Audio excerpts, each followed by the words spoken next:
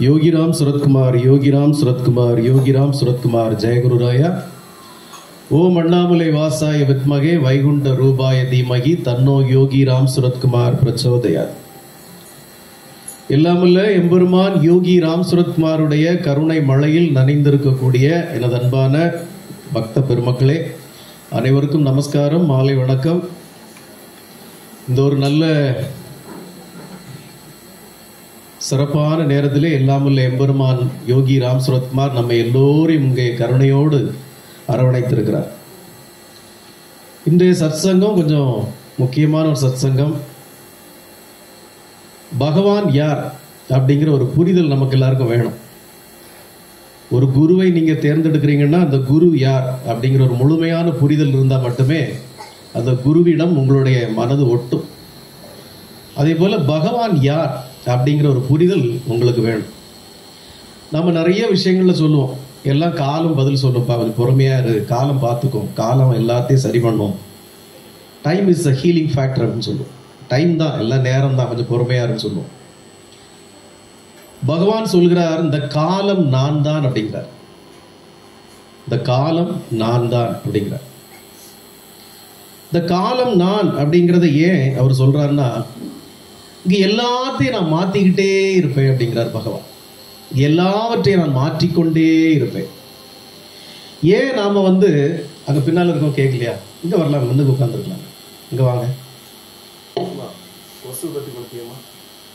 ஃப்ரெண்ட்ல அங்க வாங்க, பானு வாங்க, உன்னிப்பா கவனிக்கிறாரு வாங்க. கேள்விகளை தான் கேட்க வேண்டியிருக்கோம். இங்கே எல்லாவற்றையும் நான் மாற்றிக்கொண்டே இருக்கிறேன்கிறார் பகவான். எல்லாவற்றையும் மாற்றிக்கிறதுனா எப்படி மாத்திக்கிறது? நாம ஏற்கனவே சொல்லுவோம், இங்க எல்லாமே மாயை, இங்க எதுவுமே நிஜமானது இல்லை அப்படிங்கிறப்ப உங்களோட புரிதல் என்னவா இருக்கும்? இவர் என்னது மாயை மாயைங்கிறாரு. இங்க எல்லாம் நம்ம இங்க தானே இருக்கிறோம், அப்புறம் என்னதுல எல்லாமே மாயை, பார்க்கறது எதுவுமே நிஜம் இல்லைன்னு சொல்றீங்கல்ல, சொல்றோம்ல லக்ஷ்மி? அப்போ இந்த மாயை அப்படிங்கறது நீங்க எப்படி புரிஞ்சுக்கணும்னா, இங்க எதுவுமே இல்லை அப்படிங்கிறது அர்த்தம் இல்லை. இரண்டு வகையாக பகவான் சொல்கிறார். இது மாயை அப்படிங்கறத நீங்க எப்படி எடுத்துக்கணும்னா, இரண்டு விதமாக பகவான் சொல்கிறார். ஒண்ணு, இங்க இருக்கிறதெல்லாம் நிஜம்தான், இங்க இருக்கிறது எல்லாமே நிஜம்தான். இந்த சிவகுமார் நிஜம்தான், இங்க இருக்கிற பானுமதி நிஜம்தான், ஸ்ரீபிரியா நிஜம்தான், நடராஜன் நிஜம்தான், எல்லாருமே நிஜம்தான். மாயன்னா யாருமே இல்லை அப்படி, எல்லாருமே நிஜம்தான். ஆனா பகவான் இதை இரண்டு வகைப்படுத்துகிறார். ஒண்ணு நிஜம், இன்னொன்னு பரம சத்தியம். இந்த இரண்டு வகையாக இந்த உலகை அவர் பிரிக்கிறார். ஒண்ணு நிஜம்தான், எல்லாருக்கும் இருக்கிறதெல்லாம் நிஜம்தான். அந்த மரம் நிஜம்தான், அந்த வீடு நிஜம்தான், இங்க இருக்கிற எல்லா ஜனங்களும் நிஜம்தான். எதுவும் மாயன்னா இல்லாத ஒண்ண நம்ம சொல்லல, இருக்கு. ஆனா நிஜத்துக்கும் பரம சத்தியத்துக்கும் ஒரு வித்தியாசம் இருக்கு. எங்க அப்பா செல்லப்பனாடார், அதுல எந்த மாற்றுக்கிறது அல்லது உண்மைதான், அவரோட படுத்துக்கார், நிஜம்தான், அவர் இல்லைன்னு சொல்ல முடியாது. ஆனால் இந்த செல்லப்பனாடார் எவ்வளவு நாளைக்கு எனக்கு அப்பா, எவ்வளவு நாளைக்கு எனக்கு அப்பா, நான் அவருக்கு எவ்வளவு நாளைக்கு மகன், இன்னும் கொஞ்ச நாள், இன்னும் கொஞ்ச நாள். இப்போ எங்க அப்பா கிட்ட உங்க அப்பாவுக்கு பேர் கேட்டு பாருங்க, இப்ப கேட்டு பாருங்க, உங்க அப்பாவுக்கு பேர் என்ன, உங்க தாத்தாக்கு பேர் என்ன, இல்ல உங்க தாத்தாக்கு பேர் என்ன சொல்லுங்கன்னு கேட்டு பாருங்க. எனக்கு எங்க தாத்தாக்கு பேரு மகாலிங்க நாடாரு, இல்லைன்னா முத்து நாடாரு, ரெண்டு தாத்தா. அவங்க அப்பாவுக்கு பேர் என்ன, அவங்க அப்பாவுக்கு பேர் என்ன, பாலகிருஷ்ணன் நாடாரு சொல்லிக்க முடியும். ஆனா அதுக்கு முன்னாடி சொல்ல முடியாது. அப்போ இதெல்லாம் பரம சத்தியம் இல்லை. இதெல்லாம் போய்கிட்டே இருக்கும் ஒரு காலத்துல. இப்ப நான் சிவகுமாருக்கு உங்க எல்லாருக்கும் தெரியும். இன்னொரு 5 தலைமுறை கழிச்சு இந்த சிவகுமார் அடுத்த தலைமுறை யாருக்கா தெரியுமா? என் பையனுக்கோ என் மகளுடைய பிள்ளைகளுக்கோ யாருக்கு? கொஞ்ச நாள் தாத்தாம்பாங்க, அப்புறம் எங்க அப்பாவுக்கு அப்பா தாத்தா அவரு, அதுக்கப்புறம் யாருக்கும் தெரிய போறது இல்லை. உங்களுக்கு யாருக்காவது உங்க முப்பாட்டம் யாருன்னு தெரியுமா? யாருக்கும் தெரியாது. அப்ப இதுதான் பகவான் சொல்ற, இது எதுவும் நிஜம் இல்லை, பரம சத்தியம் இல்லை. நிஜம் தான், உங்க தாத்தா இருந்தார், உங்க தாத்தாக்கு ஒரு தாத்தா இருந்தாருங்கிறது நிஜம். ஆனா இது எதுவும் பரம சத்தியம் இல்லை. இங்க எல்லாமே நான் காலத்தால் மாற்றிக்கொண்டே இருப்பேன்கிறார். இங்க எதுவுமே நிஜம் இல்லை. இன்னைக்கு நாம இந்த 2025 நம்ம எல்லாம் சேர்ந்து இருக்கிறோம். 2026 யார் இருப்போம் யார் இருக்க மாட்டோம் நமக்கு தெரியாது. கொஞ்ச நாள் அப்புறம் யோசிச்சுட்டு இருப்போம், கொஞ்ச நாள் பேசுவோம், அதுக்கப்புறம் யார் பேசுவா அதை பத்தி, எல்லாம் மறைஞ்சு போயிடும். அப்போ நிஜம் வேற, பரம சத்தியம் வேற. பரம சத்தியம்ங்கிறது என்னது அப்படிங்கிறது நிலையானது, அது என்றுமே மாற்ற முடியாதது. எந்த காலத்திலும் எந்த நேரத்திலும் அது மாற்றமே கிடையாது. ஆனா இது எல்லாமே நிஜம்தான். ஆனா இது எல்லாமே காலத்தால் மாறுபடும். இன்னும் இப்போ நமக்கு ஷாஜகானை தெரியும், அக்பர் தெரியும். அதுக்கு முன்னாடி உள்ளவங்களை யாரை தெரியும்? நமக்கு யாரை தெரியும்? ஒருத்தருக்கு தெரியாது. வரலாறுகள் ஒரு 2000 வருஷத்துக்கு 3000 வருஷத்துக்கு முன்னாடி வரைக்கும் இருக்கு. அதுக்கப்புறம் யாரை தெரியும்? ஒருத்தருமே நமக்கு தெரியும். அப்ப இந்த காலத்தால் நான் எல்லாவற்றையும் மாற்றிக்கொண்டே இருப்பேன்ங்கிறார். எல்லாமே உண்மைதான். தாய், தந்தை, உறவு, பிள்ளை எல்லாமே உண்மைதான். இது எதுவுமே பரம சத்தியம் இல்லை. எல்லாமே நமக்கு நிஜமானது இல்லை. இது எல்லாமே காலத்தால் அடித்து செல்ல போடக்கூடிய, இதெல்லாம் காலத்தால் அடிச்சுட்டு போயிடும். எதுவுமே நமக்கு பெர்மனண்டே கிடையாது. இது எல்லாமே ஒரு நாள் இருந்த தடமே தெரியாது. இந்த வீடாகட்டும், நாளைக்கு நம்ம கெட்ட போற கோயில்களாகட்டும், எல்லாமே ஒரு நாள் இருந்த தடம் தெரியாம போயிடும். இது எதுவுமே பரம சத்தியமானது இல்லை. அப்ப பரம சத்தியம்ங்கிறது என்னதுன்னா அழிவில்லாதது, நிஜமானது. அந்த ஒன்றைத்தான் பகவான் சொல்கிறார். இந்த காலம் எல்லாவற்றையும் மாற்றும்ங்கிறத பகவான் எப்படி சொல்றாருன்னா, தேவர்களும் அதுக்கு உட்பட்டவர்கள்ங்கிறார். தேவர்களும் கால சூழ்ச்சியில் அழியக்கூடியவர்கள்ங்கிறார். அவர் இன்னொரு உண்மையை சொல்கிறார். பிரம்மதேவன் கூட அழிவுக்கு உட்பட்டவன். பிரம்மதேவன் கூட அழிந்து போவான். அந்த கால சக்கரத்தில் அவனும் அழிவான்கிறார் பகவான். எப்படி சந்தேகம் வருங்க? அது எப்படி? மும்மூர்த்திகள் ஒரு மூர்த்தி 4 தலைவரை வச்சிருக்காரு, அவர் எப்படி போயிடுவார்? எல்லாவற்றுக்கும் ஒரு விஞ்ஞான காரணத்தை நம்முடைய முன்னோர்கள் வச்சிருக்காங்க. இறை வழிபாடுங்கிறது சாதாரண விஷயம். நான் அதனால தான் சொல்லுவேன், நீங்க சும்மா ஏதோ ஒரு கடவுளை வந்த ஒரு அபிஷேகத்தை பண்ண, சாமி கும்பிட்டேன், நான் கோயிலுக்கு போனேன், அந்த கோயிலுக்கு போனேன், இந்த கோயிலுக்கு போனேன், அந்த கோயிலுக்கு போனேன், இந்த கோயிலுக்கு போனேன், வெள்ளிக்கிழமை அந்த கோயிலுக்கு போய், செவ்வாய்க்கிழமை அந்த கோயிலுக்கு போய், ஞாயிற்றுக்கிழமை அந்த கோயிலுக்கு போய், 10 பைசா பிரயோஜனம் கிடையாது. நான் தான் சொல்லுவேன், 10 காசுக்கு பிரயோஜனம் கிடையாது பிள்ளை. நீங்க என்ன சொன்னாலும் எனக்கு ஒன்றும் பிரச்சனை கிடையாது. ஏன்னா நாங்கள்லாம் இதை நிறைய வருஷம் இப்படி தான் பண்ணிட்டு வந்திருக்கோம். 10 காசுக்கு பிரயோஜனம் கிடையாது. அப்போ கோயிலுக்கு போறதே பிரயோஜனம் கிடையாது அப்படி கிடையாது. கோயிலுக்கு போறதுனால சில பிரயோஜனங்கள் இருக்கு. கோயில்ல போய் என்ன பண்ணணுங்கிறது இன்னைக்குள்ள தலைமுறைக்கு தெரியாத. நானும் கோயிலுக்கு போனேங்கிறது என்ன புண்ணியம் இருக்கு சொல்லுங்க? நானும் கிரிவலம் போனேன், நானும் கோயிலுக்கு போனேங்கிறதுல என்ன புண்ணியம் இருக்கு? ஒண்ணுமே புண்ணியம் கிடையாது. அன்பானவர்களை, நீங்கள் பார்த்து கொண்டிருப்பது எல்லாமே கால சக்கரத்தில் ஒரு நாள் மாறக்கூடியது. இது எதுவுமே நிலையானதில்லை. இது எல்லாமே அழிவுக்கு உட்பட்டது. பரம சத்தியமான பகவான் ஒருவரே நிஜமானவர். இப்போ உங்களுக்கு புரிஞ்சிருக்காது. இப்போ யாரை சொல்றீங்க பரம சத்தியமான பகவான்? அவர் யாரு? அவர் எப்படி அழிவில்லாதவர் அப்படிங்கிறது தோணும்ல? இங்கே பார்க்கிறது எல்லாமே நிஜம்தான், ஆனா நிஜம் இல்லை. நாம எல்லாத்தையும் எதையோ ஒன்றுக்கு அடிமையாயிரும். டக்குன்னு பார்த்தோன்னு அடிமையாயிரும்.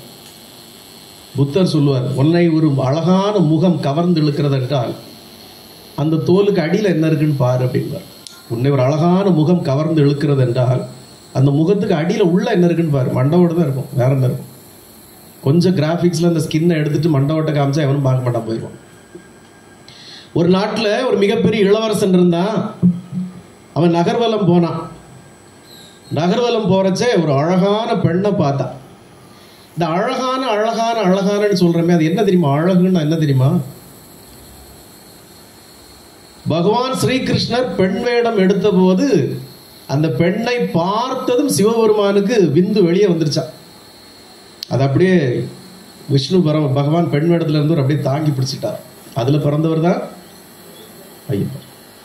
ஒரு அழகுங்கிறது அதை பார்த்த உடனே அவ்வளவுதான், அது அவ்வளவு கவர்ந்து இழுக்கக்கூடியது. 16 லட்சணங்களும் பொரிந்தது அழகு. அப்படி ஒரு பெண்ணை ஒரு இளவரசன் பார்த்தான்.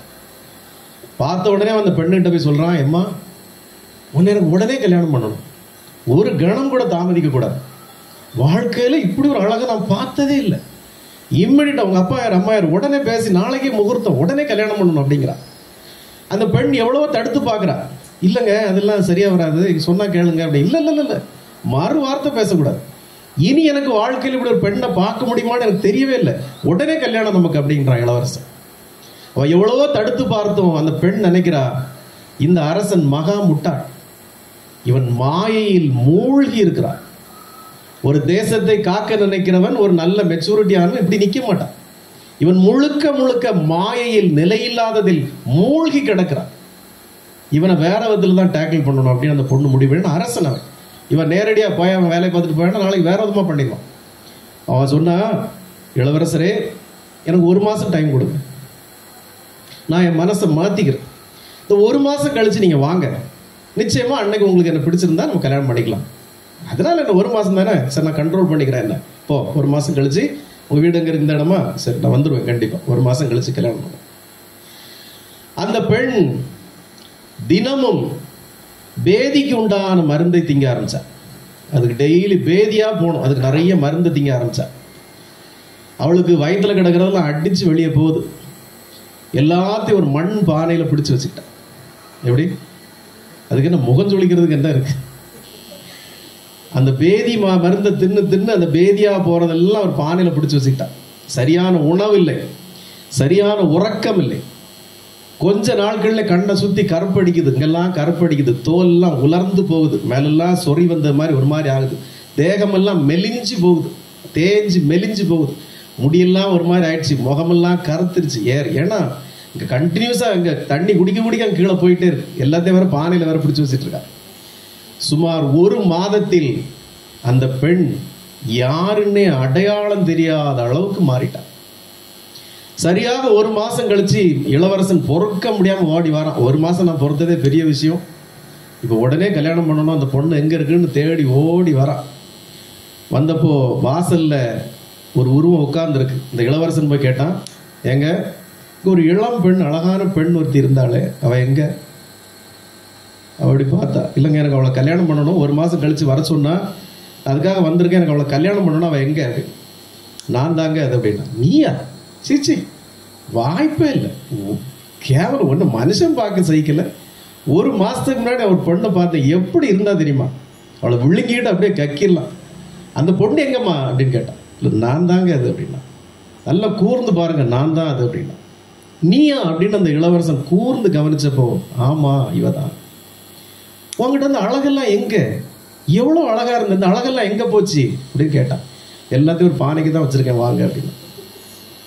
எல்லாத்தையும் ஒரு பானைக்குள்ள தான் வச்சிருக்கேன் வாங்க அப்படின்னு. பானைக்குள்ள அழகா வச்சிருக்கேன்? ஆமா, என் ஒட்டுமொத்த அழகம் அந்த பானைக்குள்ள தான் இருக்கு வாங்க அப்படின்னு கூட்டிட்டு போனான். உள்ள போனவன் என்ன ஆயிருப்பான்னு உங்களுக்கே தெரியும். அவனுக்கு துர்நாத்தம் தாங்க முடியல, மூக்க பொத்திட்டு வெளியே வந்து வாந்தி பண்ணான். அன்பானவர்கள், இதுக்கு மேல இந்த கதை வேண்டாம். இது நம்முடைய வேதத்தில் இந்த கதை இருக்கு.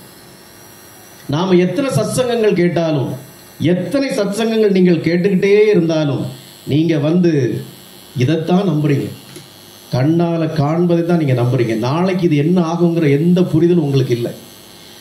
நமக்கு ஒவ்வொருவருக்கும் மிகப்பெரிய விருந்தாளிகள் யார் தெரியுமா? மிகப்பெரிய விருந்து நமக்கு எது தெரியுமா? 2 தான் நம்முடைய மிகப்பெரிய விருந்தாளிகள். விருந்தாளிகள்லாம் யாரு? வருவாங்க, இருப்பாங்க, நல்லா சாப்பிடுவாங்க, நம்மகிட்ட கொஞ்சம் குலாவுவாங்க, சிரிப்பாங்க, பேசுவாங்க, அப்புறம் போயிடுவாங்க. அது யார்? 2 பேர். நம்முடைய மிகப்பெரிய 2 விருந்தாளிகள், ஒன்று அழகு, இன்னொன்று செல்வம். இந்த 2ம் வரும், கொஞ்ச நாள் இருக்கும், அப்புறம் போயிடும். இந்த 2ம் நிலையில்லாது. எவனாவது ஒருத்தன் இந்த 2ஐயும் நினைச்சு ஐயோ போயிட்டேன்னு வருத்தப்பட்டான்னா, அவனை போல ஒரு முட்டாள் இந்த உலகத்துல யாருமே இருக்க முடியாது.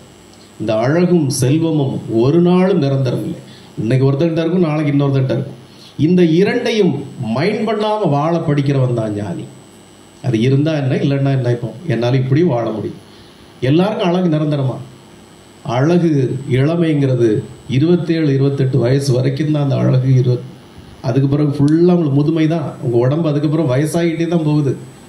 நேற்று பார்க்குற அழகு இன்னைக்கு இருக்காது. அப்போ ஒரு அழகை வைத்தோ, ஒருத்தருடைய செல்வத்தை வைத்தோ நீங்கள் மதிப்பிடுவது என்பது உலகிலேயே மிகப்பெரிய முட்டாள்தனம், மிகப்பெரிய முட்டாள்தனம்.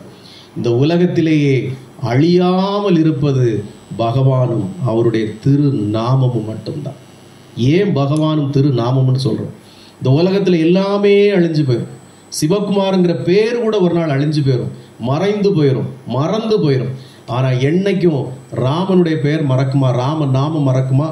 யோகி ராம் சுரத்குமாருடைய நாமம் மறக்குமா? எத்தனை ஜென்மங்கள் வந்தாலும் ராமன் வாழ்ந்த காலம் எப்போ? ராமன் வாழ்ந்த காலம் எப்போ? பல லட்சம் ஆண்டுகளுக்கு முன்னாடி. இன்றும் நாம ராமநாமத்தை சொல்லிட்டு இருக்கிறோம். இன்னைக்கு நாம ராமநாமத்தை சொல்லிட்டு இருக்கிறோம், இனியும் சொல்லுவோம். அப்போ ராமனும் ராம நாமமும் ஒரு நாளும் மாறாது. ஆனா வேற எல்லாம் மாறிடும். இந்த உலகத்துல ராமன் வாழ்ந்த காலத்துல இருந்தது ஏதாவது இன்னைக்கு இருக்கா? ஒண்ணும் கிடையாது. அப்போ ராமனும் ராம நாமமும் ஒரு நாளும் மாறாது. பகவானும் அவருடைய நாமமும் ஒரு நாளும் மாறாது. எது மாறாததுன்னு நம்ம வேதத்துல சொல்லியிருக்கு? மாறவே மாறாதது, காலத்தாலும் மாறாதது. காலம்தான் நான் பகவான் சொல்லிட்டார். காலத்தாலும் மாறாததுங்கிறத வேதத்துல வரமுறையிட்டு காட்டியிருக்கு. எது எது எது நம்முடைய வேதத்தில் சனாதனத்தில் 3 முறை தொடர்ச்சியாக சொல்லப்பட்டிருக்கிறோ அதுவே நிரந்தரமானது. என்னைக்கும் நீங்க புரிஞ்சுக்கணும். இந்த அளவுக்கு யாரும் டீப்பா அவங்களுக்கு வேதத்தை சொல்லியே தர மாட்டாங்க, எளிமையா சொல்லி தர மாட்டாங்க. எது நம்முடைய வேதங்களில் 3 முறை தொடர்ச்சியாக சொல்லப்பட்டிருக்கிறதோ அதுவே நிரந்தரமானது. அப்படின்னா எது? ஓம் சாந்தி சாந்தி சாந்தி நிஜமானது 3 முறை. ஓம் ஸ்ரீராம் ஜெயராம் ஜெய ஜெயராம் 3 முறை வருது. அருணாச்சல சிவ அருணாச்சல சிவ அருணாச்சல சிவ அருணாச்சலா. நீங்க இங்கதான் கவனிக்கணும். நான் எப்பவுமே சொல்லுவேன், அவதாரங்களிலே மிக உயர்ந்த அவதாரம் எம்பெருமான் யோகி ராம் சுரத்குமார் சொல்வேன். ஏன்னா எம்பெருமான் யோகி ராம் சுரத்குமார் எந்த புத்தகங்களும் எழுதவில்லை, எந்த புத்தகங்களையும் அவர் எழுதவில்லை, நமக்காக எந்த வேதங்களையும் கொடுக்கவில்லை, கோயில்கள் கட்டவில்லை, ஒண்ணுமே சொல்லவில்லை. ஆனால் பல ஆயிரம் ஆண்டுகளுக்கு முன்னாலே வேதத்திலே உணர்த்தப்பட்டிருக்கிற அந்த சத்தியம் கொஞ்சம் முன்னாடி உங்களுக்கு தெரியுமா? கொஞ்சம் முன்னாடி 3 முறை உச்சரிப்பதே நிஜமானது உங்களுக்கு தெரியுமா? தெரியாது. ஆனா எம்பெருமான் யோகி ராம் சுரத்குமார் ஏன் அந்த நாமம் புனிதமானது, ஏன் அவர் தந்தையிடம் அதை வரமாக வாங்கி நமக்கு அளித்த மகா பிரசாதம் ஏன் சொல்றேன்னா, எம்பெருமான் யோகி ராம் சுரத்குமாரும் அதே சொன்னார். ஒரு தடவை சொல்லக்கூடாது, யோகி ராம் சுரத்குமார் யோகி ராம் சுரத்குமார் யோகி ராம் சுரத்குமார் ஜெயகுருராயான்னு சொன்னார். எவ்வளவு பெரிய வேத நாயகன் அவர். அவர் ஸ்ரீ ராமனாக இருந்ததால், அவர் ஸ்ரீ கிருஷ்ணராக இருந்ததால், அவரே அவதாரமாக வந்ததால் இந்த உண்மையை உங்களுக்கு உணர்த்தினார். புரியுதா? இப்போ புரியுதா? அவரே வம்சமாக அவதாரம் எடுத்து வந்ததால் 3 முறை நீங்கள் அதை உச்சரிக்க வேண்டும். ஏன்னா இதுதான் வேத சத்தியம். வேதத்தில் எதை 3 முறை உச்சரிக்கப்படுகிறதோ அதுவே சத்தியம், அதுவே காலத்தால் அழியாதது, அதுவே காலத்தால் மாறாதது, காலத்தால் அழிக்க முடியாததுன்னு பகவான் யோகி ராம் சுரத்குமார் அதை அவதாரமாக அவர் வந்ததால் சொன்னாரு. இந்த யோகி ராம் சுரத்குமார்ங்கிற நாமத்தை ஒரு முறை சொல்லக்கூடாது. யோகி ராம் சுரத்குமார் யோகி ராம் சுரத்குமார் யோகி ராம் சுரத்குமார் ஜெயகுரு ராயான்னு சொல்லணும்னார். இதே தான் எம்பெருமான் ஈஸ்வரனும் சொன்னார். சகஸ்ர நாமங்களிலே உயர்ந்தது ராம நாமம். அதை எப்போது நீங்கள் சகஸ்ர நாமம் சொன்னாலும் 3 முறை சொல்லணும் மினிமம். ஸ்ரீ ராம ராம ராமேதி ரமே ராமே மனோரமே சகஸ்ரநாம தத்துல்யம் ராம நாம வரானேன்னு ஒரு தடவை சொன்னா புண்ணியம் 3 முறை சொல்லணும். அப்ப இப்ப நீங்க நல்லா புரிஞ்சுக்கோங்க, இந்த வேதம் நமக்கு உணர்த்துவது இந்த பிரபஞ்சம் முழுக்க 3 முறை எது தொடர்ந்து உச்சரிக்கப்படுகிறதோ அது அழிவே இல்லாதது, அது பகவானுடைய படைப்பு.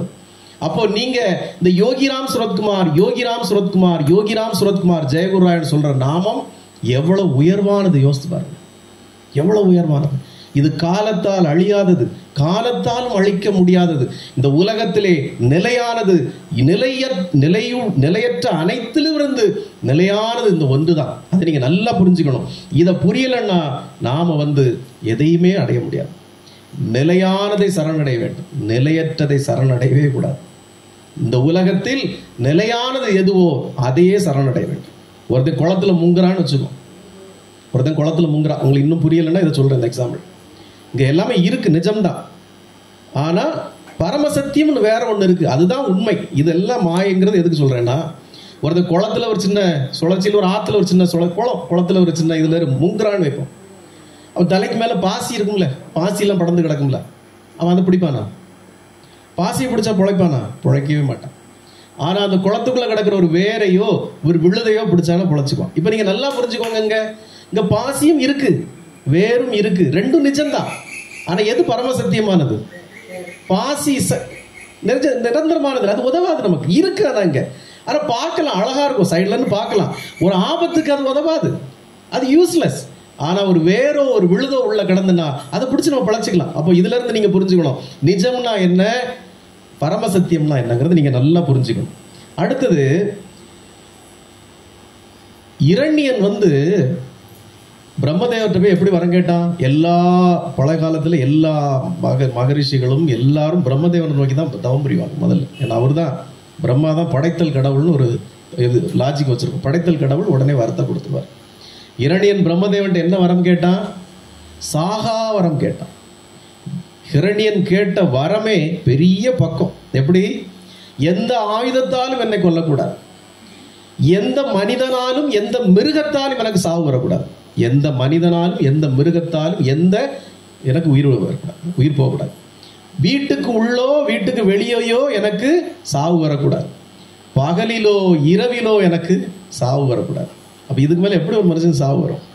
மனுஷன் கொல்லக்கூடாது, விலங்கு கொல்லக்கூடாது, எந்த ஆயுதத்தாலையும் கொல்லக்கூடாது, வீட்டுக்குள்ளேயும் கொல்லக்கூடாது, வெளியும் கொல்லக்கூடாது, பகல்லையும் கொல்லக்கூடாது, ராத்திரியும் கொல்லக்கூடாது. எனக்கு அப்படி ஒரு வரம் வேணும்னு பிரம்மதேவன்கிட்ட கேட்டான். பிரம்மதேவர் சொன்னாரு, அடப்பாவி, எனக்கே சாவு உண்டுடா, எனக்கே மரணம் உண்டு, உனக்கு எப்படி மரணம் இல்லாமல் இருக்கும்? இப்போ உங்களுக்கு எல்லாருக்கும் திருப்பி ஒரு சண்டை, எப்படி பிரம்மதேவனுக்கு எப்படி மரணம் வரும்? எனக்கே சாவு உண்டுங்கிறார் பிரம்மதேவ், எனக்கே மரணம் உண்டு, உனக்கு எப்படி மரணம் இல்லாமல் இருக்கும்? வாய்ப்பே கிடையாதுன்றார் ஹிரணியன்ட்ட. அப்போ ஹிரணியன் அதனாலதான் அந்த வகையான ஒரு மரணத்தை அவன் அடைந்தான். அவர் எப்படி எம்பெருமான் கொல்லுவார்னு நீங்க அதை விலகி சொல்ல வேண்டிய அவசியம் இல்லை, எல்லாருக்கும் தெரியும்.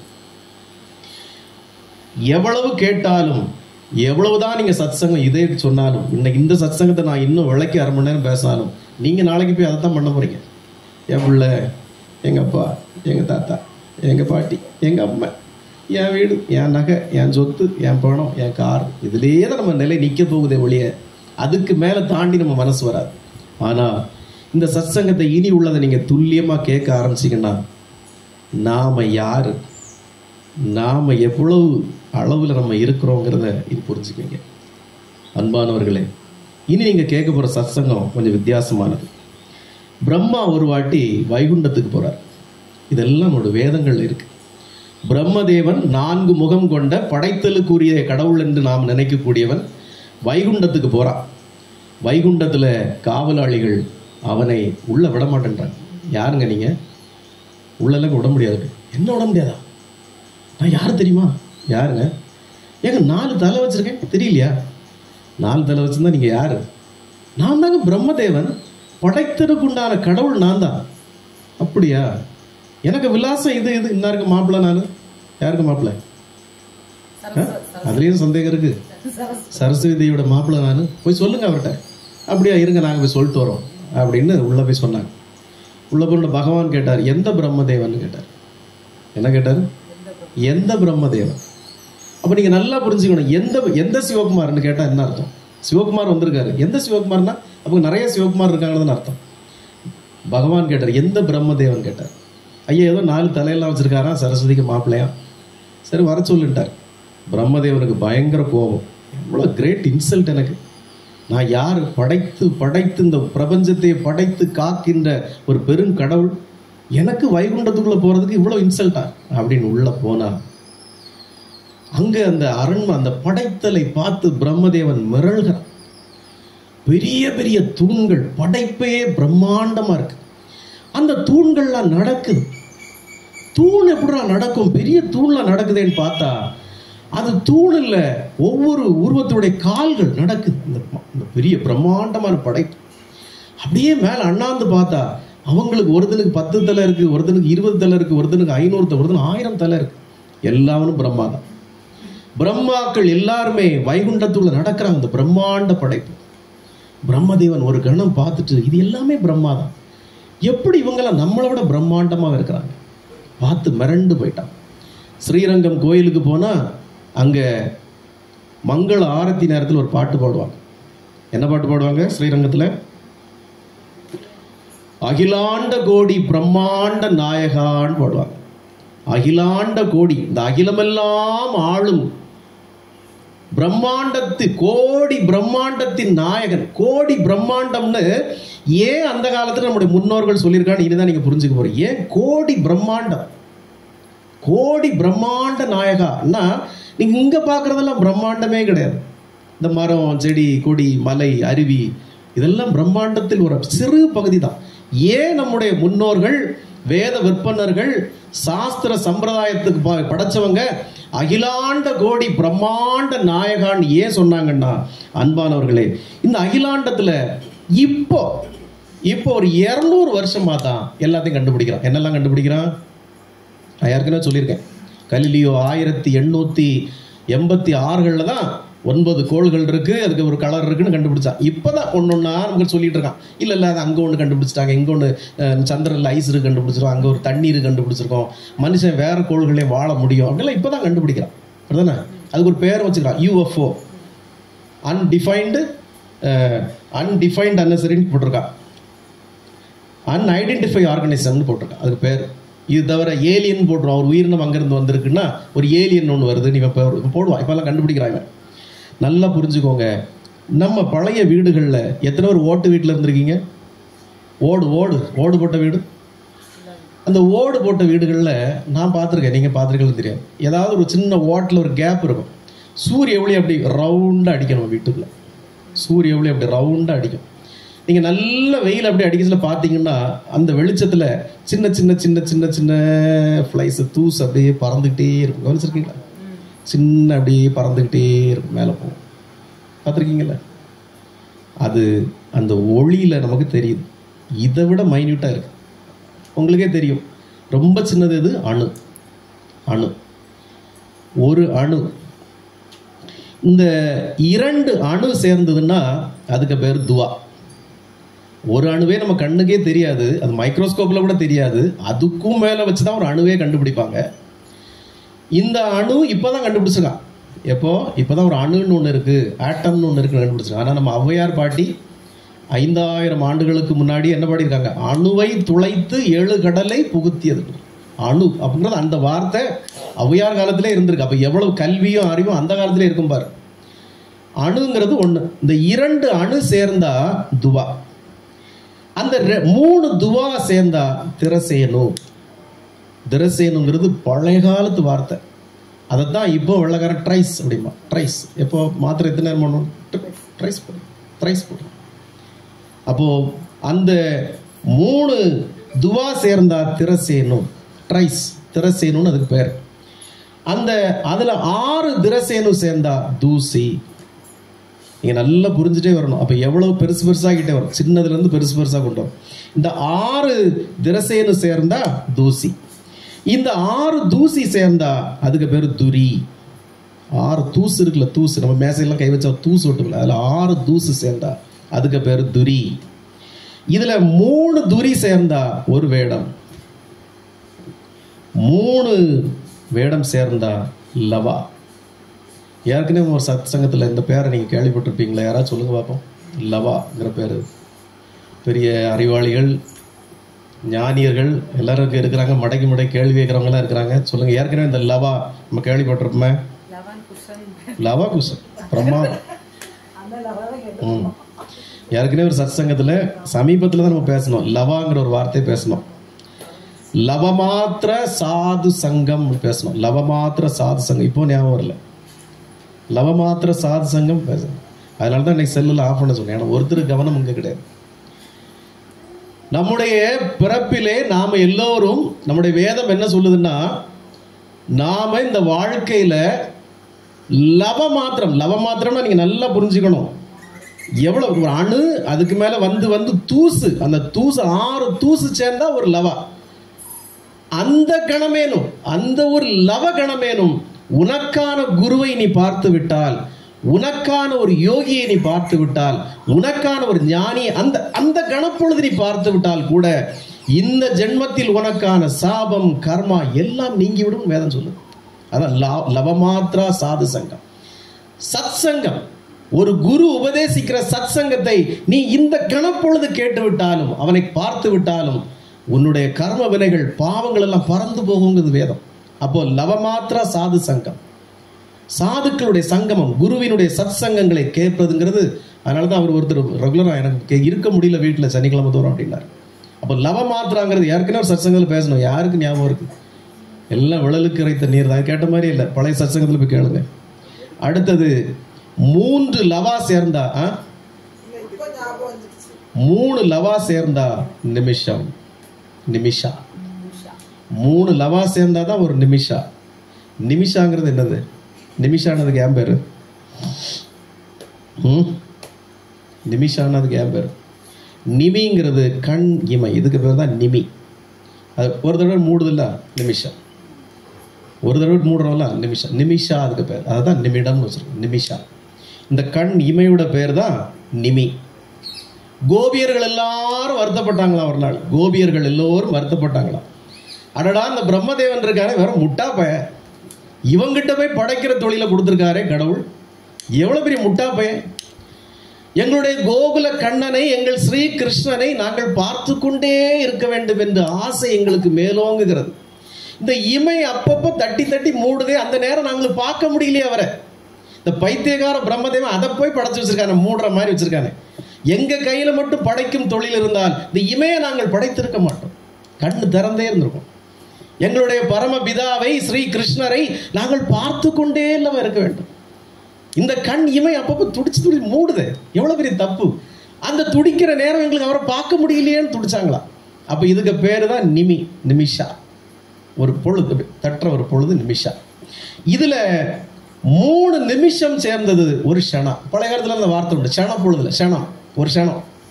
இப்போதான் எல்லாம் ஒரு செகண்ட்ல வந்துடும். இப்போ எல்லாருக்கும் க்ஷணம் எல்லாம் இப்போ ஒரு செகண்ட், ஒரு 5 செகண்ட் 10 செகண்ட்ல வந்துடும், எல்லாம் செகண்ட் தான். இப்போ அதுல 3 நிமிஷம் சேர்ந்தது ஒரு க்ஷணம், 5 க்ஷணம் சேர்ந்தது ஒரு காஸ்டா, அடுத்தது 15 காஸ்டா சேர்ந்தது ஒரு லகு,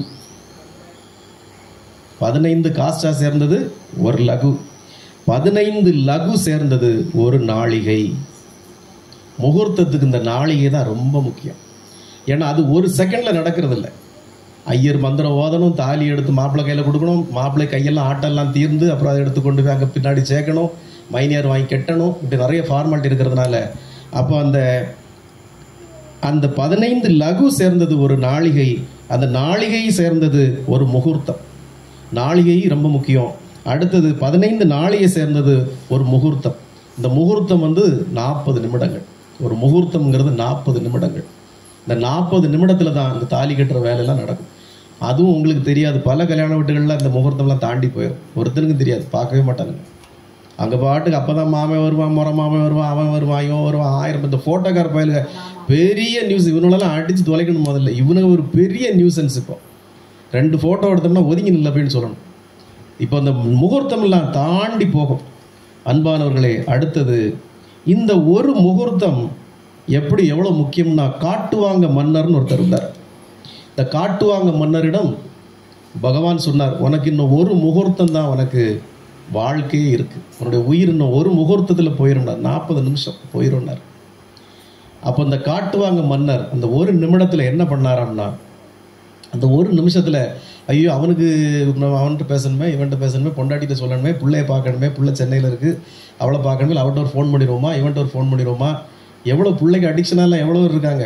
என் காதல் என் உயிரெலாம் ஸ்டேட்டஸ்லாம் போடுறாங்க, என் காதலில் பிறந்தது, என் உயிரில் பிறந்தது, உயிரில் கலந்து அப்படிலாம் எவ்வளோ போடுறாங்க. அவர் காட்டுவாங்க மன்னர் அது எதையுமே யோசிக்கல. 40 நிமிடம் தான் உயிர் இருக்க போது, ஒரு முகூர்த்தம் தான் அவனுக்கு உயிர் இருக்குதுன்னொன்னே அவர் 5 புலன்களை அடக்கினார். 5 புலன்களை அடக்கிட்டா இந்த காதல் கன்றாவி கர்மாந்தாலாம் உள்ளே வராது. இந்த இளவு செய்கிற வேலை தான் ஒரு படத்தில் ஏதோ ஒரு படத்தில் சொல்லுவாங்க, இல்லை அந்த ஹார்மோன் பண்ணுற வேலை, அவ்வளோ காதலும் கர்மாந்திரமோ இந்த ஹார்மோன் பண்ணுற வேலை. இந்த ஹார்மோன் மட்டும் இல்லைன்னா இந்த பிரச்சனையே கிடையாது இந்த உலகத்தில். 40 நிமிடங்கள் 5 புலன்களை அடக்கி பகவானை கண் முன்னே நிறுத்தி தியானிச்சார். இன்னும் 40 நிமிடத்தில் உயிர் போயிடும். இனி எனக்கு இப்படி ஒரு வாய்ப்பு இல்லை. இவ்வளவு நாள் என் பிள்ளைகளை பார்த்தாச்சு, பொண்டாட்டியை பார்த்தாச்சு, உலகத்தை பார்த்தாச்சு, வீட்டை பார்த்தாச்சு, அரண்மனையை பார்த்தாச்சு, மக்களை பார்த்தாச்சு, எல்லாம் பார்த்தாச்சு. இது கடைசி நிமிடம்.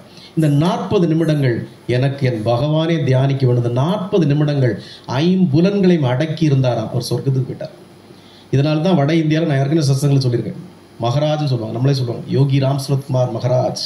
அவர் எந்த நாட்டை ஆண்டார்? ஒரு நாட்டை ஆள்றதில்லை. மகாராஜ்னா நாட்டை அடக்கி ஆள்வதில்லை, 5 புலன்களை அடக்கி ஆள்வது, மனதை உடல் உறுப்புகளை எல்லாம் அடக்கி ஆள், அவங்க தான் மகாராஜ். இந்த மாதிரி அடக்கி ஆள்றவங்களை அவங்களுக்கு ஒரு பேர் கோஸ்வாமி, ஒரு பேர் தான் கோஸ்வாமி. அந்த காலத்தில் அவங்க பேர் கோஸ்வாமி. இந்த ஒரு முகூர்த்தம் இருக்கு, இதுல 3 முகூர்த்தம் சேர்ந்தது ஒரு யாமம். அதுக்கு பேர் ஒரு யாமம். திருப்பி கேள்வி கேட்பேன், இதுல 3 முகூர்த்தம் சேர்ந்தது ஒரு யாமம். இந்த அதிகாலையில் வருது இல்ல பிரம்ம முகூர்த்தம், ஒரு யாமம்னா எவ்வளவு? 2.25 மணி நேரம். ஒரு யாமம் 2.25 மணி நேரம், சரியா? அப்போ ஒரு பிரம்ம முகூர்த்தம்னு ஒன்று வருது. அதுக்கு அடுத்து வரக்கூடிய முகூர்த்தம் என்னது? அதுக்கு அடுத்து வரக்கூடிய முகூர்த்தம் என்னது? 2.25 மணி நேரம். அது தெரியும், அதுக்கு பேர் என்னது? சரஸ்வதி முகூர்த்தம். காலையில் நாம் பிரம்ம முகூர்த்தத்தில் எழும்பி தியானம் அதெல்லாம் பண்ணுறோம். பூஜைகள்லாம் பண்ணுறோம். ஆனால் அந்த சரஸ்வதி முகூர்த்தத்தை தான் வேதங்கள் படிக்கணுமா, மந்திரங்கள் உச்சாரணம் பண்ணணுமா, அதான் சரஸ்வதி முகூர்த்தம். இதை விட ஒரு யாமம் நமக்கு இருக்கு. அதுதான் இன்னைக்கு இந்த உலகத்தே நாசாகிட்டு இருக்கு. இரவு 11 மணிலிருந்து 1 மணி வரைக்கும் பூத யாமம், அதுக்கு பேர் பூதம். இறைவன் எல்லாமல்ல இறைவன் நமக்கு எல்லாருக்கும் நிறைய நேரங்களை தந்திருக்க மாதிரி இந்த உலகத்துல பூதங்களுக்கும் பிசாசுகளுக்கும் ஒரு நேரத்தை கொடுத்துருக்காரு. அவங்களும் அந்த நேரத்தில் சந்தோஷமா இருக்கணும் அப்படின்னு. அது ராத்திரி 11 மணிலிருந்து 1 மணி வரைக்கும் பூத யாமம், 1 மணிலிருந்து 3 மணி வரைக்கும் பிரேத யாமம். ஆனா நம்ம பிள்ளைங்க எல்லாம் இந்த யாமத்துல தான் கொண்டாடிட்டு இருக்க வாழ்க்கை. சென்னையிலலாம் ஒரு கலாச்சாரம் இருக்கு. ராத்திரி முழுக்க ஊர் சுற்றி அங்கே போய் பிரியாணி சாப்பிட்றது, இங்கே போய் ஐஸ்கிரீம் சாப்பிட்றது, அங்கே போய் இது கூல் ட்ரிங்க்ஸ் குடிக்கிறது, இப்படி ஒவ்வொரு இடமா சுற்றிட்டு இருக்கிறாங்க ராத்திரி பூதா. பூத யாமமும் பிரேத யாமம், இந்த 2 யாமத்தில் தான் நம்ம பிள்ளைகளே இன்னைக்கு வாழுது. மிக கொடுமையானது, நீங்கள் நல்லா புரிஞ்சுக்கணும். மிக மிக மோசமான கலாச்சாரம் இது. நாம இன்னைக்கு பாடி பாடி சேர்க்கிற புண்ணியம் அவ்வளோத்தையும் இந்த பரதேசி நாய்ங்க கண்ட கடையிலையும் கண்ட வியாபாரிகளும் கொட்டுக்கிட்டு கண்ட பேயும் பிரயோகத்தையும் வீட்டுக்கு கொண்டு வர போகுது பார்த்துட்டு. அதான் வீட்டில் அவ்வளோ வீட்டில் தரித்திரியம், பிரச்சனை, கஷ்டம், துன்பம். ஒழுங்கு மரியாதை ராத்திரி 10 மணிக்கு வீட்டில் வந்து அடங்கு. நம்ம பழைய காலத்தில் பாட்டி ஒழுங்கு மரியாதை பொழுது அடைஞ்சா வீட்டுக்கு வேலைம்பாங்க, கேட்டிருக்கீங்களா? பொழுது அடைஞ்சா வீட்டில் வந்து அடலை அப்படிம்பாங்க, சத்தம் போடுவோம். இந்த நாய்ங்க ஊரா சுற்றி கண்டதையும் தின்னு ராத்திரி பூதா பிரேத யாமத்திலையும் இந்த பூத யாமத்திலையும் போய் சுற்றி வீட்டில் தரித்திரியம், எல்லா வீட்லையும் தரித்திரியம், துன்பம், கஷ்டம் ஒரு நாளும் மாறாது. ஏன் மாறாது? கடவுளே செய்ய மாட்டார். ஏன்னா நீ அதை விரும்பிலாம் எடுத்துட்டு வர. நான் அவனுக்குன்னு ஒரு நேரம் கொடுத்துருக்கேன், உனக்குன்னு பல நேரம் தந்து, நீ அதில் போய் நோண்டிக்கிட்டு இருக்க, அப்புறம் நான் என்ன செய்யறது? அது அவனுக்கான நேரம். அப்போ இது அதிகாலை 3 மணி வரைக்கும் பிரேத யாமம். அன்பானவர்களே, 4 யாமம் சேர்ந்தது தான் ஒரு பகல். நீங்க இந்த கணக்கு ஆரம்பத்திலிருந்தே மனசுல வச்சுட்டு வரும். 4 யாமம் சேர்ந்தது ஒரு பகல். இதுல 30 பகல் சேர்ந்தது நம்முடைய பித்ருக்களுக்கு ஒரு பகல்.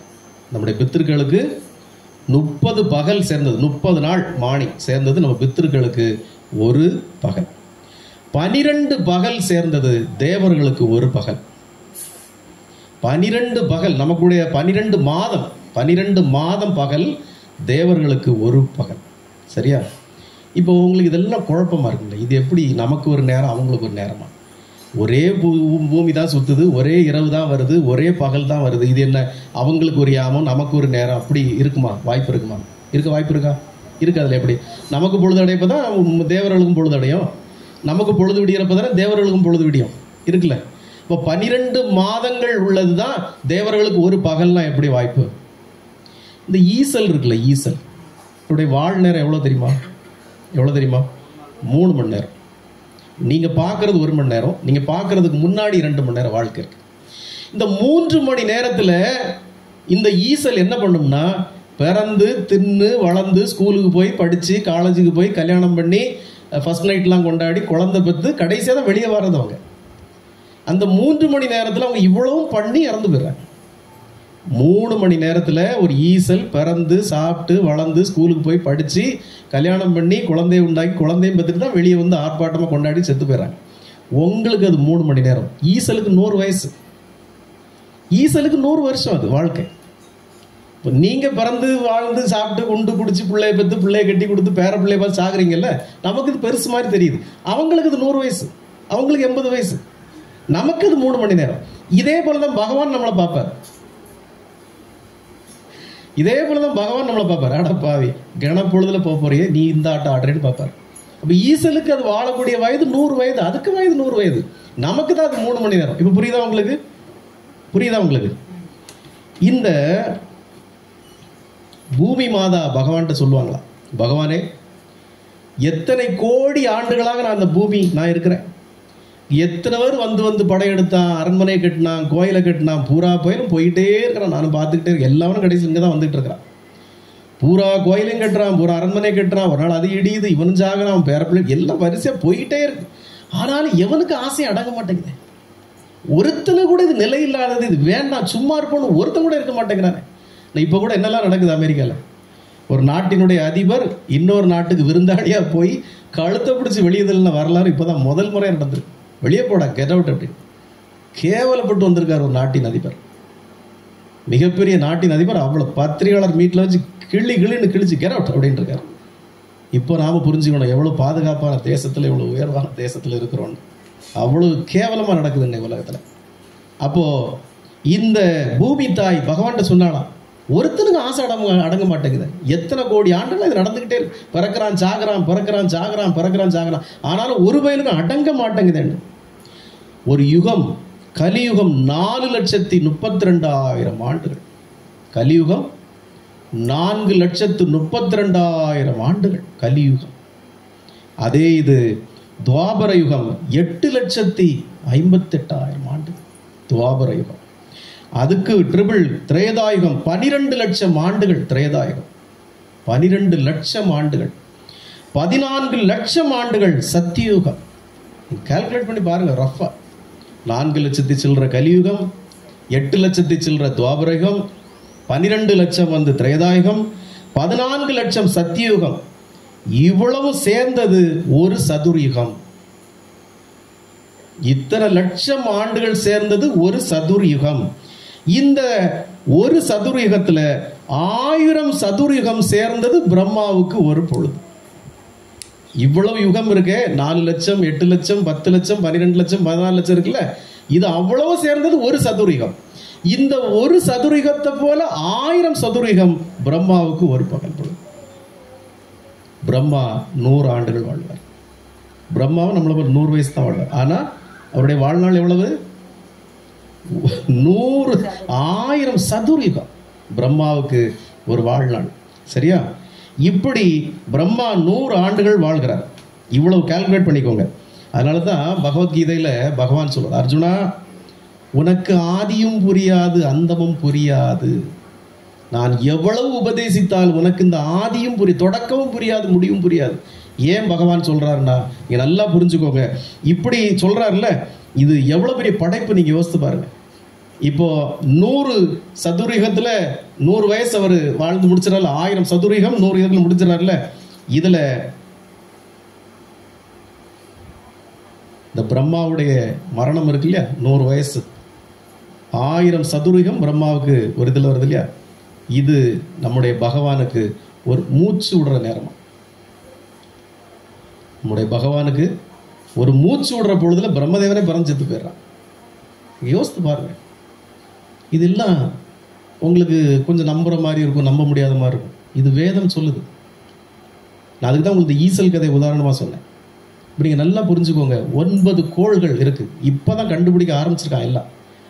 ஏன் அகிலாண்ட கோடி பிரம்மாண்ட நாயகன் நம்ம ஏன் சொன்னோம்னா, இப்போ கண்டுபிடிக்கிறான். நம்ம இங்கேருந்து இதில் மலையில், நம்ம மருதோள் மலையில் ஏறினா அங்கே போகக்கூடிய சின்ன சின்ன வண்டி கார்லாம் தெரியும்.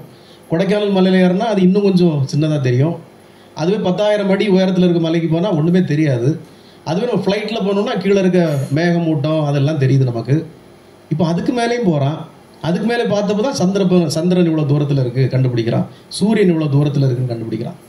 உள்ளதிலே தூரத்தில் இருக்கிற கோள்கள் எது? Pluto, Neptune. இது ரெண்டுக்கும் 294 ஒரு ஆங்கோட் வச்சு அளந்து 90 ஆண்டுகள் பயணம் செய்தால் தான் அங்கே போய் சேர முடியுமா. இப்போ இந்த மனிதனுடைய சிற்ற அறிவில் கண்டுபிடிச்சிருக்கிறது இவ்வளவு. அது இவ்வளவு நம்ம இவ்வளவு 90 ஆண்டுகள் செத்தே போயிடுவார் மனுஷன். இங்கேருந்து நீங்கள் நெப்டியூன் குளோவுக்கு போகிறதுக்குள்ளே செத்து போயிடுவார். இந்த கிலோமீட்டர் ஸ்பீடில் போய் நீங்கள் 90 ஆண்டுகளுக்கு மேலே பயணம் பண்ணாதான் புளூட்டோக்கு போய் சேர முடியும். இனி புளூட்டோக்கு மேலே எவ்வளோ இருக்கு? இந்த புளூட்டோக்கு மேலே எவ்வளோ இருக்கு? நட்சத்திர மண்டலம். நீங்கள் பார்க்குற ஒவ்வொரு நட்சத்திரமும் நம்ம பூமியோட பல மடங்கு பெருசு. நீங்கள் பார்க்குறீங்களா ஒவ்வொரு நட்சத்திரம், இதெல்லாம் பூமியோட பல மடங்கு பெருசு. அப்போ அதெல்லாம் எத்தனாயிரம் தொலைவில் இருக்கும். யோசித்து பாரு கொஞ்சம், எவ்வளோ தொலைவில் இருக்கு. சரி, அதுக்கு மேலே என்ன இருக்கு யாருக்கு தெரியும்? அதுக்கு மேலே என்ன இருக்கு யாருக்கு தெரியும்? இனி அதை கண்டுபிடிக்கிறதுக்கு மனித இனத்தால் முடியுமா? கொஞ்சம் கற்பனை பண்ணி பாருங்க. நான் சொல்றதெல்லாம் கற்பனை பண்ணி பாருங்க. How it is possible. அதனால தான் சொன்னாங்க, அகிலாண்ட கோடி பிரம்மாண்ட நாயகன், உன்னுடைய படைப்பு எவ்வளோ பெரிய படைப்பு. யாரால கண்டுபிடிக்க முடியும்? யாரால அளக்க முடியும்? நீங்க இப்போ நாம இதுல யாருன்னு நினைச்சு பாருங்க. ஒரு கணம் நாம இதுல யாருன்னு நினைச்சு பாருங்க. அந்த ஓட்டு வீட்டில் ஒளி வந்ததே, அதில் இப்படி இப்படி பறந்துக்கிட்டு இருந்ததே, அது கூட இல்லை. நாம நீங்கள் நல்லா புரிஞ்சுக்கணும், அது கூட இல்லை. அதான உண்மை. நீங்க இந்த கற்பனை பண்ணி பாருங்க, இந்த கேலக்ஸி நீங்க கற்பனை பண்ணி பாருங்க. நான் திருப்பியும் சொல்றேன், சாதாரண மருந்துவாழ் மலையில் இருந்தா பைக்கு தெரியும் நமக்கு, அதுக்கு மேல போனா ஒரு சின்ன பஸ்ஸுகள் தெரியும், அதுக்கு மேல போனா ஒன்றும் தெரியாது. 10,000 அடிக்கு மேல ஒன்று. ஃபிளைட்ல போனா கொஞ்சம் மேகமூட்டை தான் தெரியும், ஃபிளைட்டு கீழே லேண்ட் ஆக தான் கொஞ்சம் வீடுகள் அதெல்லாம் அந்த குளம் எல்லாம் தெரியும், அதுக்கு ஒன்றும் தெரியாது. அப்போ நெப்டியூன் ப்ளூட்டோக்கு போனோம்னா 90 ஆண்டுகளுக்கு மேல பயணம் பண்ணணுமா, அதுக்கு மேல நட்சத்திர மண்டலங்கள் இருக்கு, அதுக்கு மேல இன்னும் கண்ணுக்கு தெரியாது எது இருக்குன்னு யாருக்குமே தெரியாது. அப்போ இந்த பிரபஞ்சம் எப்படி படைக்கப்பட்டிருக்கு, எவ்வளவு தூரம் படைக்கப்பட்டிருக்கு நீங்க நினைச்சு பாருங்க. அப்ப இதை கண்டுபிடிக்கிறதுக்கு எந்த விஞ்ஞானியாலும் முடியும்? யாராலும் முடியாது.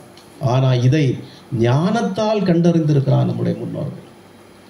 5,000 10,000 ஆண்டுகளுக்கு முன்னே ஞான திருஷ்டியால் இந்த பிரபஞ்சம் இப்படிதான் இருக்கு, அடுக்கடுக்கா. நீங்கெல்லாம் முதல்ல மீன் தான் பறந்தது, ஆமை தான் பறந்தது, தவளை தான் பறந்தது, நமக்கு அவதாரமே அதான எழுதி வச்சுட்டானே. மச்ச அவதாரம், அந்த அவதாரம் எவ்வளவு அழகா படைச்சிருக்கு. இதெல்லாம் எந்த விஞ்ஞானம் கண்டது? இப்பதான் கடலுக்கு அடியில போய் இந்த உயிரினங்கள்லாம் வாழ்ந்துகிட்டு இருக்கு, 1,00,000 வருஷமா வாழ்ந்துகிட்டு இருக்கு, 1 கோடி ஆண்டா வாழ்ந்து இப்பதான் கண்டுபிடிக்கிறான். நீங்க நல்லா நினைச்சு பாருங்க, இந்த பிரபஞ்சம் எல்லாம் இல்ல எம்பெருமான் எப்படி படைச்சு வச்சிருக்கான் பாருங்க. நாம 80 ஆண்டுகள் 100 ஆண்டுகள் வாழ்றது, பிரம்மா வாழ்றதே பகவான் ஒரு மூச்சு விடுற நேரம்னா, நீங்க வாழ்றது எந்த நேரப்பா சாமி?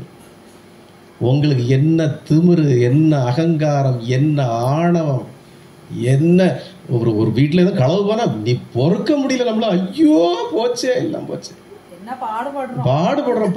பகவான் மட்டும் சும்மா இருக்காரு, இத்தோண்டு வீடை வச்சுக்கிட்டு 2 பிள்ளை வச்சுட்டு வாழ்ற உங்களுக்கு இத்தனை பாடுன்னா, இவ்வளவு பெரிய பிரம்மாண்டத்தை படைத்து வந்திருக்கிற பகவானுக்கு எவ்வளவு பாடுகள் இருக்கும் யோசித்து பாரு கொஞ்சம்.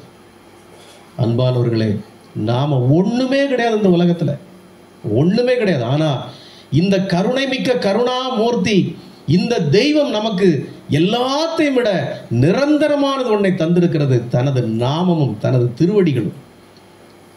இப்போதாவது புரிஞ்சுங்க, இந்த க்ஷண பொழுது கூட வாழ்க்கை நமக்கு இல்லை. நீங்க நினைச்சுக்கிட்டீங்க நாம பெரிய ஒரு வாழ்க்கையை வாழ்ந்துட்டு இருக்கோம், நாம அடுத்த பிறவில ஜெயலலிதா வரணும், சசிகலா வரணும், அப்படி வரணும் நினைக்கிறோம் நாம. ஆனா இதெல்லாம் பிரம்ம தேவனுடைய ஒரு இத்தனை லட்சம் கோடி ஆண்டுகளே பகவானுக்கு ஒரு மூச்சு விடுற நேரம்னா, நீங்க ஒண்ணுமே இல்லைங்க. நாம நத்திங் இன் ஃப்ரண்ட் ஆஃப் பகவான்.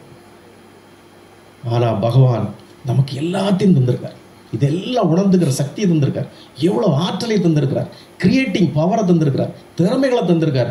இதையே நீ இங்க செலவழிக்க மாட்டேங்கிற, இதையே நீ நாமம் சொல்றதுல செலவழிக்க மாட்டேங்கிற. அன்பானவர்களே, இந்த உலகத்தில் அழிவே இல்லாதது, எந்த கணம் கூட அழியாதது பகவானுடைய திருநாமம். நான் முதல்ல சொன்ன மாதிரி, எது 3 முறை நம்முடைய வேதத்தில் உச்சரிக்கப்படுகிறதோ அதுவே நிரந்தரமானது. ஓம் ஸ்ரீ ராம் ஜெய ராம் ஜெய ஜெய ராம் 3 முறை. அருணாச்சல சிவ அருணாச்சல சிவ அருணாச்சல சிவ அருணஜடா. யோகிராம் சுரத்குமார் யோகிராம் சுரத்குமார் யோகிராம் சுரத்குமார் ஜெய். உண்மையிலே நான் இதை வேதத்தில் படிச்சப்ப என் மேலெல்லாம் புல்லரிக்குது. நான் பிரமிச்சு போயிட்டேன். என் தந்தை எவ்வளவு பெரிய படைப்பாளி, எவ்வளவு பெரிய கருணாமூர்த்தி. இதை அவன் எந்த வேதத்திலும் அவர் படிக்கல. அவர் ராமனுடைய அவதாரமாக இருந்ததால தானே தம்பி 3 முறை சொல்லணும். நீ நாம ஒரு விஷ் பண்ற யோகிராம் சுரத்குமார் ஜெயகுருராயா சொல்லிடலாம், இல்ல காலையில வந்து நமஸ்காரம் யோகிராம் சுரத்குமார் சொல்லலாம், அது சும்மா நம்ம பகவானை ஒரு வெல்கம் பண்றது, வாழ்த்துறது. ஆனா நீ நாமம்னு உச்சரிச்சா யோகிராம் சுரத்குமார் யோகிராம் சுரத்குமார் யோகிராம் சுரத்குமார் ஜெயகுருராயான் என் அப்பா சொன்னாரு. ஏன் சொன்னாரு? இந்த நாமம் இந்த உலகம் உள்ள முறை அழியாது. அப்போ உலகம் உள்ளவரை அழியாத ஒரு நாமத்திற்கு எவ்வளவு மகிமை இருக்கும், நீ அதை யோசித்து பாரு. இந்த அழியக்கூடிய பொருட்களுக்கெல்லாம் ஒண்ணுமே கிடையாது, நம்மள நத்திங். உங்ககிட்ட இருக்கிற கோடிக்கணக்கான பணத்தாலேயோ சொத்தாலேயோ இதெல்லாம் ஒரு ஜீரோவோட ஜீரோ பாயிண்ட்டுக்கு முன்னாடி போடுற அவ்வளவு ஜீரோ. ஆனா இவ்வளவு உலகமே அழிஞ்சாலும், இந்த பிரபஞ்சமே அழிந்தாலும் அழியாத ஒண்ணு நாமம்னு இருக்குன்னா அது எவ்வளவு சக்தி வாய்ந்தது, எவ்வளவு ஆற்றல் வாய்ந்தது. யோசித்து பாரு கொஞ்சம். எல்லாமல்ல எம்பெருமான் யோகிராம் சுரத்குமார் நமக்காக அருளிட்டு போனாரே. இதை இன்னும் உணராத இருக்கிற ஜென்மங்கள் இருக்கும் வரை என்ன புண்ணியம் இருக்கு போது இந்த உலகத்துல. இந்த நாமம் ஒன்றே நமக்கானது, இந்த பாதம் ஒன்றே நமக்கானது, வேற எதுவும் நமக்கானது இல்லைன்னு தயவு செய்து புரிஞ்சுக்கோங்க. எல்லார்கிட்டையும் கடமையை நாம செய்யணும், அதுல எந்த தப்பும் கிடையாது. ஆனா விடாம பிடிக்க வேண்டியது, பற்றி பிடிக்க வேண்டியது அவருடைய திருவடிகளின் நாமத்தை மட்டும்தான். இதுல இருந்தா நீங்க புரிஞ்சுக்கோங்க பகவானுடைய படைப்பு எவ்வளவு பெரிய விஷயம். நீங்க யோசித்து கொஞ்சம் கற்பனை பண்ணி பாருங்க. இந்த சத்சங்கத்தை வீட்டில் பண்ண திருப்பி பாருங்க, எவ்வளவு பெரிய விஷயம், எவ்வளவு பெரிய கிரியேட்டிவிட்டி இது. அதனால தான் நம்முடைய முன்னோர்கள் அவரை பாடியிருக்கான், அகிலாண்ட கோடி பிரம்மாண்ட நாயகன் சொல்லிட்டாங்க ஒரே வார்த்தையில், பிரம்மாண்டத்தோட உச்சம். இப்ப நம்ம ஒரு தேட்டரை பார்த்தா என்ன அழகா இருக்கு தியேட்டர், அப்பா என்ன ஒரு கிரியேட்டிவிட்டி. நத்திங் இது. தாஜ்மஹால்லாம் ஒண்ணுமே இல்லை உலகத்துல, ஒண்ணுமே ஒண்ணு. நாம நம்மளுடைய உடம்பை பார்த்தே நம்ம பிரமிக்கிறோம். நம்ம உடம்பு எப்படிப்பட்ட ஒரு படைப்பு. நீங்க இதுக்குள்ள எடுத்து போனீங்கன்னா அந்த டோட்டல் கேலக்சி நமக்குள்ளதான் இருக்கு, இந்த உடம்புக்குள்ளதான் இருக்கு. அது 2வது சப்ஜெக்ட். ஆனா ஒரு தெய்வம் எப்படி இந்த கேலக்சியை கிரியேட் பண்ணியிருப்பார், இதெல்லாம் நீங்க உணரணும்னா நீங்க ஒரு நல்ல ஞான நிலை அடையும். இல்லாம இதை உணரவே முடியாது. சத்தியம், இந்த பிரபஞ்சத்தின் பேராற்றல், இந்த பிரபஞ்சத்தின் சத்தியம், இந்த பிரபஞ்சத்தின் உண்மை என்னங்கிறத நீங்க உணர்ந்துக்கிறதுக்கு நீங்க இன்னும் நிறைய லேர்ன் பண்ணணும். இந்த உலகமே அழிஞ்சாலும், இந்த பிரபஞ்சமே அழிந்தாலும், பிரம்மா அழிந்தாலும், பிரம்மாவே அழிந்தாலும் அழியாதது என் இறைவனின் நாமம். நல்லா புரிஞ்சுக்க, நீ நல்லா புரிஞ்சுக்க. உனக்கு இனி வாய்ப்பே கிடையாது. இந்த ஜென்மத்தில் நீ இந்த உண்மையை அன்னைக்கு இந்த குரு மூலமா கேட்டிருக்கன்னா இது எப்பிறவிலையோ நீ செய்த புண்ணியம்.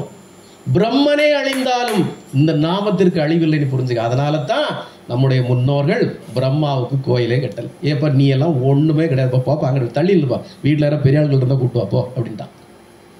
ஏன் பிரம்மாவுக்கு சந்நிதி வைக்கல, ஏன் கோயில்கள் தெரியுதா உனக்கு? இது ஒண்ணுமே கிடையாது, படைத்தவனே ஒண்ணும் கிடையாது. அப்போதான் அப்பா சித்தப்பாலாம் அப்புறம் தான். இந்த உலகத்தையே பிரபஞ்சத்தையே படைத்தவனே ஒன்றும் இல்லைன்னு தள்ளி வச்சுட்டான். பாப்பா அங்கே தள்ளி போய் விளையாடுப்பா, பெரிய ஆளுகள் பேசிட்டு உனக்கு என்ன விளையாட்டு, தள்ளிப்பா அப்படின்ட்டான். ஆலயம் யாருக்கு இருக்கு? சிவனுக்கும் விஷ்ணுக்கும் தான் இருக்கு. அப்போ பிரம்மாவுக்கு இந்த கதைன்னா நீ யாருமா நான் யாருமா? பிரம்மா எவ்வளவு வருஷம் வாழ்றாரு? 1000 வருஷம், 1000 சதுர்யுகம். அது அவருக்கு ஒரு பகல். 1000 சதுர்யுகம் ஒரு பகல். அதை போல 100 ஆண்டுகள் வாழ்றாரு. அப்படி கால்குலேட் பண்ணி பாரு. அவரே ஒன்றும் இல்லைன்னா நாம எல்லாம் ஐயோ பாவம். நமக்கு எதுக்குப்பா அந்த அகம்பாவம், இந்த ஆணவம்? நம்ம எல்லாம் ஒண்ணுமே இல்லைப்பா. அந்த சூரிய ஒளியில தெரியக்கூடிய ஒரு தூசு கூட நாம இல்லைப்பா. அப்புறம் இந்த உலகத்துல என்ன அழகு வேண்டி கிடக்கு, என்ன மண்ணாங்கட்டி வேண்டி கிடக்கு, என்ன செல்வம் வேண்டி கிடக்கு? ஒண்ணுமே கிடையாதுப்பா. உள்ள நாள் போத திங்கிறமோ திங்கலையோ அவனுடைய நாமத்தை பாடி புண்ணியம் பெறுவோம்ப்பா. நாம ஒண்ணுமே இல்லைன்னா இந்த பிரபஞ்சம் எவ்வளவு பெருசுப்பா. கொஞ்சம் யோசனை பண்ணி பாரு, கற்பனை பண்ணி பாரு. இந்த உலகத்தில், இந்த பிரபஞ்சத்தில் அழிவே இல்லாதது 2 தான். ஒண்ணு, எல்லாம் இல்லை என் பகவான். நான் பெருமையோடு சொல்லுவேன் இந்த கணத்துல, எங்கள் பகவான் அழிவே இல்லாதவர். அவர் இந்த 3 நாமங்களை தந்ததிலே அவர் யாருன்னு நீங்க புரிஞ்சுக்கணும். நீங்க யாருன்னு புரிஞ்சுக்கணும். அவர் வேற எல்லா சாமிக்கும் வச்சிருக்க மாதிரி 2 வார்த்தை 3 வார்த்தை 3 முறை உச்சரிக்க வேண்டும். 3 முறை அந்த 3 முறை உச்சரிப்பதிலே அவர் ராமன் என்பதை நிரூபித்து விட்டார், கிருஷ்ணன் என்பதை நிரூபித்து விட்டார். ராமனும் கிருஷ்ணனுமாக வந்த ஈஸ்வரன் என்பதை நிரூபித்து விட்டார். இப்போவாது புரிஞ்சுங்க நம்ம கடவுள் யாருன்னு, நாம யாரை வழிபட்டு இருக்கோங்கிறத இனிமேல் நீங்க சாதாரண இட போடாதீங்க.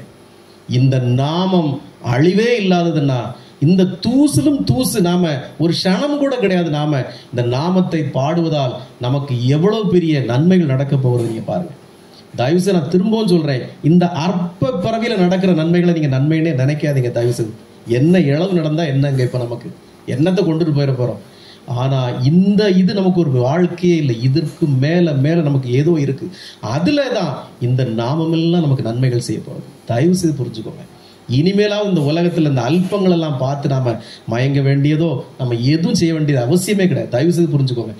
எது இருக்கோ இல்லையோ, கஞ்சியோ கூழோ குடிச்சிட்டு பகவான் நாமத்தை பற்றி பிடிச்சுக்குவோம். நம்ம பிறந்த பலன் எல்லாம் நமக்கு கிடைக்கும். பகவான் எவ்வளவு பெரியவர் என்பதை இப்போது நீங்க உணர்ந்திருப்பீங்க. பகவான் எவ்வளவு பெரியவருங்கிறத நீங்க உணர்ந்திருப்பீங்க. இந்த சின்ன சின்ன அவதாரங்கள்லாம் நம்ம ஏதோ அந்த சூழ்நிலைகளை காத்து ரட்சிப்பதற்காக வந்த சிறு அவதாரம். சிறு அவதாரம்னா இதெல்லாம் ஒண்ணு. இந்த பகவான் மூச்சு விடுற ஒரு நேரம் கூட கிடையாது. மூச்சு விடுறதுலயும் ஒரு 10,000த்துல ஒரு பங்கு தான் அந்த அவதாரம்லாம். நீங்க அதை புரிஞ்சுக்கோங்க. அவர் இருக்கிற இடமே வேற. ஏக பிரம்மம். அதான் ஏக பிரம்மம்னாங்க.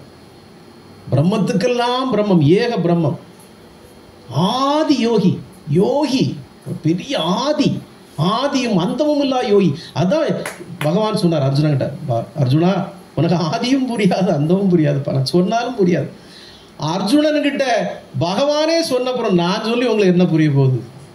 பகவத்கீதையில பகவானே சொல்றப்ப நான் என்ன உபதேசம் பண்ணாலும் உனக்கு ஆதியும் புரியாது அந்தமும் புரியாது. ஏன்னா படைப்பு அவ்வளவு பெரியது. படைப்பு அவ்வளோ, அது என்ன சொன்னாலும் உங்களுக்கு புரியாது. இதுக்கு மேலே உங்களுக்கு என்ன கற்பனை இருக்கு? நட்சத்திரத்துக்கு மேலே என்ன கற்பனை இருக்கு உங்களுக்கு சொல்லு. இந்த நெப்டியூன் புளூட்டோக்கு போறதுக்கே ஒரு வாழ்க்கை வேணும்னா, ஒரு வயசு நம்ம வாழ்க்கை முடிஞ்சு போயிடும்னா, நட்சத்திரத்துக்கு நீ போகவே முடியாது. அப்புறம் அதுக்கு மேல அதுக்கு மேல அதுக்கு மேல அதுக்கு மேல பிரம்மாண்ட நாயகன் எங்க இருக்கு? இந்த கேலக்சி எங்க அமைப்புல இருக்கு? கற்பனை பண்ணி பாரு கொஞ்சம். நாம ஒண்ணுமே இல்லைங்கிறத இந்த கணம் உங்க மனசுல வச்சுக்கோங்க.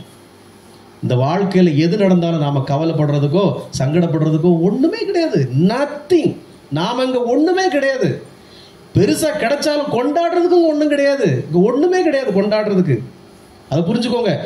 நாம ஒரே விதத்துல கொண்டாட முடியும். இந்த நாமம் எனக்கு கிடைத்திருக்கிறது இந்த ஜென்மத்துல, இந்த பாதம் எனக்கு கிடைச்சிருக்கு, அதை கொண்டாடலாம். நாம அதைத்தான் கொண்டாடணும். புரியுதா உங்களுக்கு? இந்த நாமம் எனக்கு கிடைச்சிருக்கே, இந்த பிறவியில இந்த தூசிலும் தூசா இருக்கிற எனக்கு கிடைச்சிருக்கே, அதை நம்ம கொண்டாடலாம். இந்த திருப்பாதம், அவர் எங்கேயோ இருக்கிற பரமபிதா நமக்கு அந்த திருவடிகளை நீட்டி தந்திருக்கிறாரே, இங்க அங்க இருந்து நமக்கு நீட்டி தந்திருக்கிறாரே நம்ம வழிபடுறதுக்கு. we are the blessed soul. இதுக்கே நீங்க பிரம்மா மாதிரி 1000 சதுர்வேதம் அவருக்கு நன்றி சொல்லிக்கிட்டே இருக்கணும். 1000 சதுர்வேதம் வாழ்க்கையில் நன்றி சொல்லிக்கிட்டே இருக்கணும். ஐயா தந்தீங்களே, உங்க பாதத்தை நீட்டி ஆசீர்வதிக்க வணங்க தந்தீங்களே, உங்க நாமத்தை நாங்கள் சொல்ற ஒரு பாக்கியத்தை தந்தீங்களே, நீங்க நினைக்கணும். உண்மையாகவே எனது அருமையான பக்தர்களே, நீங்கள் நினைப்பது போல் இந்த வாழ்க்கை சாதாரணமானதில்லை. இந்த பிரபஞ்சம் சாதாரணமானதில்லை. எல்லாம் இல்லை எம்பெருமான் யோகிராம் சுரத்குமார் சாதாரணமானவர் அல்ல.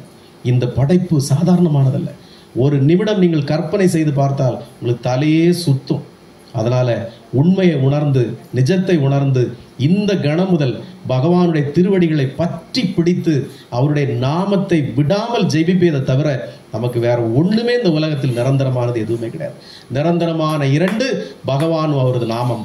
இதை பற்றி பிடித்துக் கொள்ளுங்கள், வாழ்க்கையே மாறிவிடும். யோகிராம் சுரத்குமார், யோகிராம் சுரத்குமார், யோகிராம் சுரத்குமார். ஜெயகுருராயா. ஓம் அண்ணாமலை வாசாய வித்மகே வைகுண்ட ரூபாய தீமகி தன்னோ யோகி ராம் சுரத்குமார் பிரச்சோதயா.